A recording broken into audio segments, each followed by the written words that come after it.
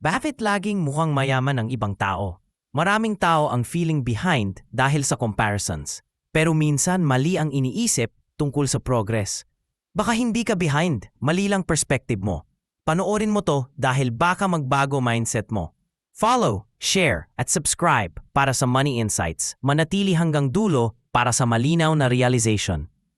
1. Appearances can be deceiving. May magarang kotse, pero utang lahat ng bayad. Hindi lahat ng maganda ay financially stable talaga. Iba ang itsura kaysa totoong financial situation nila. Baka mas steady ka kaysa sa pinapanood mo. Huwag basta mainggit sa nakikita mong panlabas.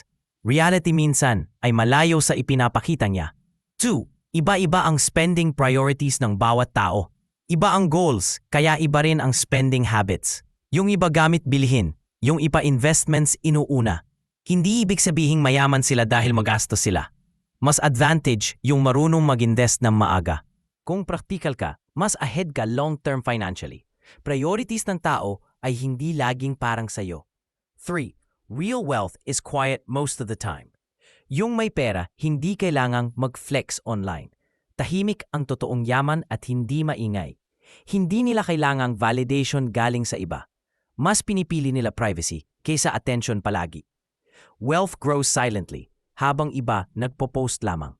Silence often indicates deeper and stronger financial security. 4. Upward comparison destroys self-confidence. Comparing upward lagi nakakababa ng self-esteem mo.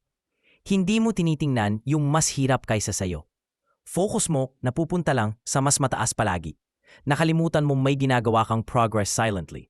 Stop comparing upward para bumalik confidence mo. Comparison steals clarity and confidence every single time. 5. Social media highlights rare success stories.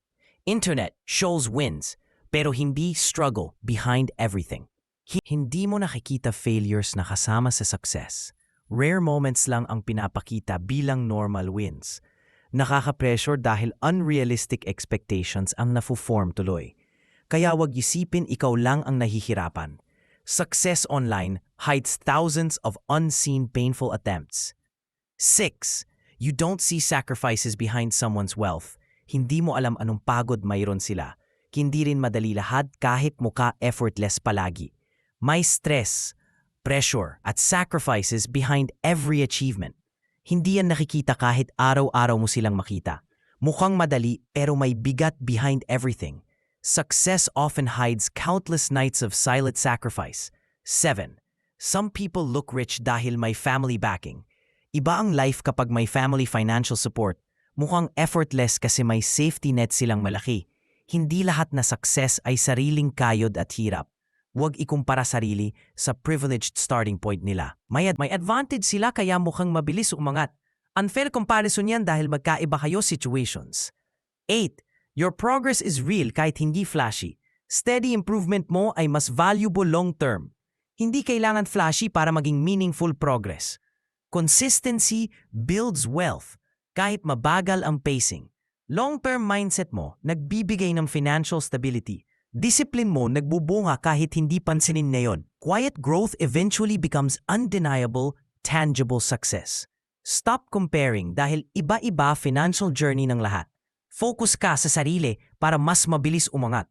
Build skills mo at palaguin future financial stability.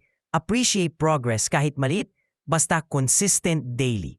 Follow, share, at subscribe para sa empowering financial wisdom.